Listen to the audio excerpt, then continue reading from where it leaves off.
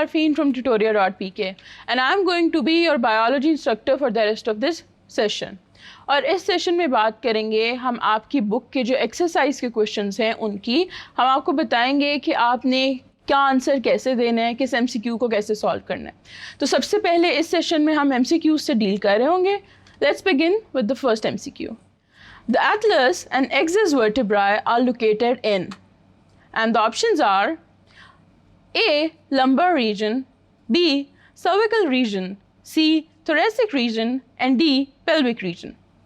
अब वो हमसे ये पूछ रहे हैं कि अटलास और एक्सिस जो वर्टेब्राए हैं, वर्टेब्राए ये किस डिवीजन के अंदर आते हैं। अब जब हम अपनी पूरे वर्टेब्राए की बात करते हैं तो देयर आर सेवरल डिविजन्स। हमारे पास लंबार रीजन है, थोरेसिक है, पेल्विक है। अब पेल्विक जो है वो आपकी जो है यूजली हिप बोन के करीब होती है, यानी आपकी बैक का जो एंड है वहाँ पे होती है। थोरेसिक जो है वो आपकी चेस्ट कैविटी के अराउंड होती है। लंबार रीजन जो है वो डिफरेंट है। तो इसका जो ऑप्शन है, जो एटलास और एक्सिस वर्टेब्राए हैं, बेसिकली वो पार्ट होते हैं सर्विकल रीजन का। तो बाकी ऑप्शंस क्योंकि they do not lie correctly, that is why this one is the correct option. The next MCQ is skeletal muscles contain dark band which are anisotropic and are called, and the options are A band, B I band, C Z band and D M line. अब इन्होंने ये पूछा हुआ है कि जो skeletal muscles हैं उसमें कुछ डार्क बैंड्स होते हैं और वो अनिसोट्रॉपिक भी होते हैं, यानी कि वो लाइट को पोलराइज कर सकते हैं। अब इन सब में से सिर्फ एक ऑप्शन है जो ठीक है, and that is option A band. A band में ऐसे स्केलेटल मसल्स होते हैं जो एनिसोट्रॉपिक होते हैं। बाकी जो बैंड्स हैं उनमें एनिसोट्रॉपिक जो स्केलेटल मसल्स हैं वो एग्जिस्ट नहीं कर रहे होते, और एम लाइन का तो इस ऑप्शन में बिल्कुल ताल्लुक भी नहीं बनता। That is Y A band is the correct option. Next MCQ is the acetabulum provides the articular surface for the। अब वो ये पूछ रहे हैं कि एसिटाबुलम जो है वो आर्टिकुलर सरफेस प्रोवाइड करती है किस चीज़ के लिए, कि कौन सी जो बोन है वो उसमें आके एडजस्ट हो रही होती है। And the options are A humerus, B femur, C pelvis and D fibula. इनमें से जो ऑप्शन करेक्ट है that is A humerus. Acetabulum के अंदर जो है जो जगह होती है वहाँ पे हमारी ह्यूमरस जो है वो फिक्स हो रही होती है। हमारी लेग में जो ह्यूमरस बोन है उसके लिए एक प्रॉपर ये जो है सॉकेट मौजूद है। बाकी जो बोन्स हैं वो उस कैविटी में फिट नहीं होती and they are present in other areas of the leg. The next MCQ is scapula is connected with sternum by. अब वो ये पूछ रहे हैं कि जो आपकी बोन स्कैप्यूला है वो स्टर्नम से, स्टर्नम यानी जो आपकी ये चेस्ट में यहाँ पे जो टॉप पे बोन होती है उससे किस चीज़ से कनेक्टेड है। मतलब आपके स्कैप्यूला को जो आपके शोल्डर ब्लेड्स हैं उसके अराउंड वो किस तरह कनेक्टेड है। And the options are A ribs, B carpals, C clavicle and D atlas. And the correct option is C clavicle. अब क्लेविकल जो है वो ऐसी बोन है जो स्कैप्यूला को आपकी स्टर्नम के साथ कनेक्ट कर रही होती है। बाकी रिब्स और कार्पल्स और एटलास जो हैं ये बिल्कुल भी आपके जो है शोल्डर के रीजन में प्रेजेंट नहीं होते। That is why C clavicle is the right option. The next MCQ is which statement correctly describes the smooth muscles. And the options are A unstriated involuntary with spindle shaped cell, B unstriated involuntary with multinucleate cells, C unstriated voluntary with uninucleate cells, D striated involuntary with spindle shaped cell। अब आपसे ये पूछ रहे हैं कि इसमें से कौन सी स्टेटमेंट जो है वो स्मूथ मसल्स को करेक्टली डिस्क्राइब करती है। अब स्मूथ मसल जो है हमारे वो क्या होते हैं, वो अनस्ट्राइटेड होते हैं। उनकी जो अपीयरेंस है उनमें स्ट्रैटा मौजूद नहीं होते, वो स्पिंडल लाइक होते हैं। अब स्पिंडल भी हो गया, अनस्ट्राइटेड भी हो गया। अब स्मूथ मसल्स होते कहाँ हैं, हमारे जो कार्डियक मसल्स हैं वो हमारे स्मूथ मसल्स हैं। तो कार्डियक मसल जो है वो इनवॉलेंटरी हैं, यानी हम उनको खुद कंट्रोल नहीं कर सकते, वो इनवॉलेंटरली आपकी बॉडी में काम कर रहे होते हैं। वॉलेंटरी मसल्स वो मसल्स हैं जिन जैसे कि आपके जो बाजू में बाइसेप्स एंड ट्राइसेप्स हैं, आप उनको खुद कंट्रोल कर सकते हैं।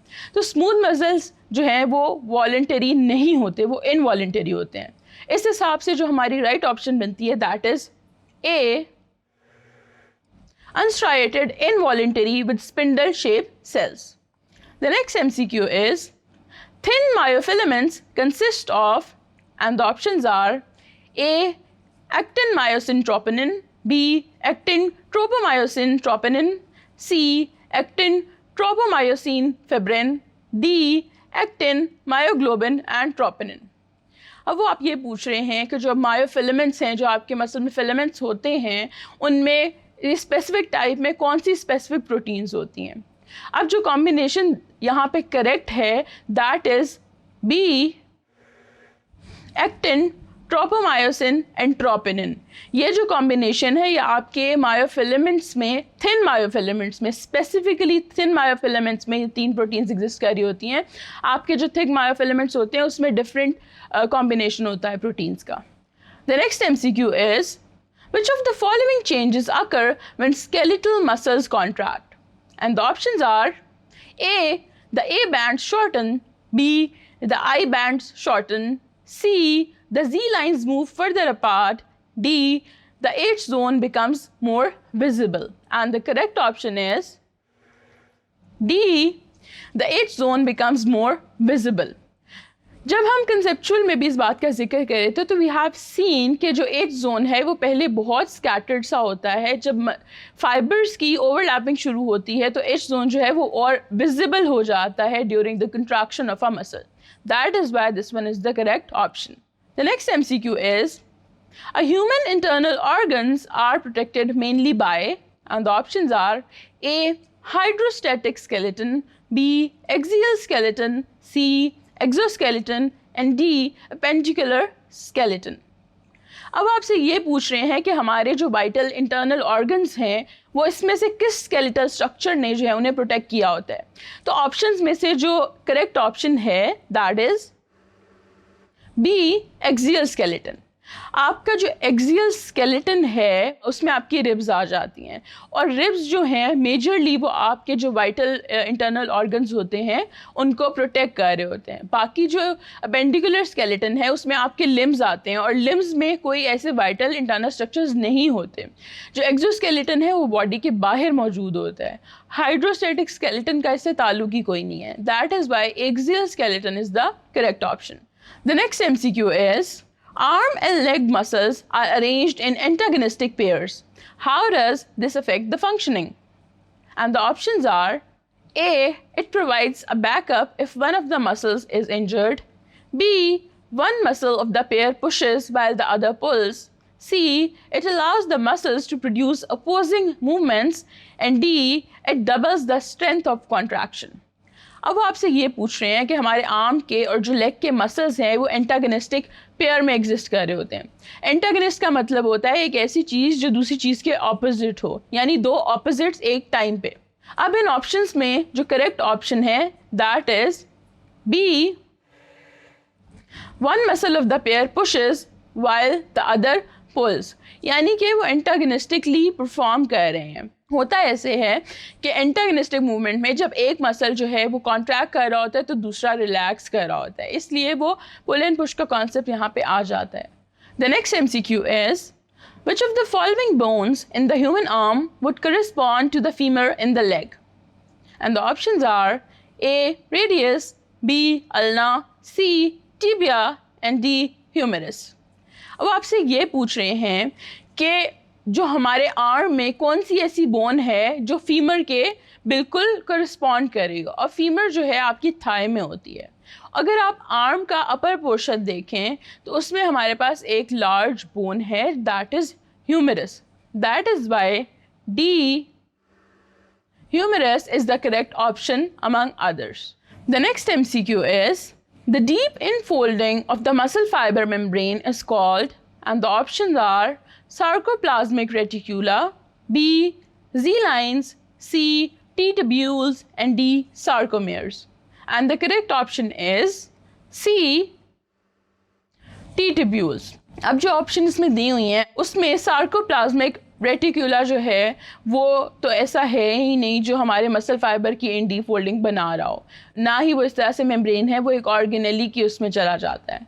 जी लाइंस का ताल्लुक इससे बनता नहीं है। और सार्कोमियर जो हैं और सार्कोप्लाज्मिक रेटिकुलम जो हैं वो रिलेटेड स्ट्रक्चर्स हैं।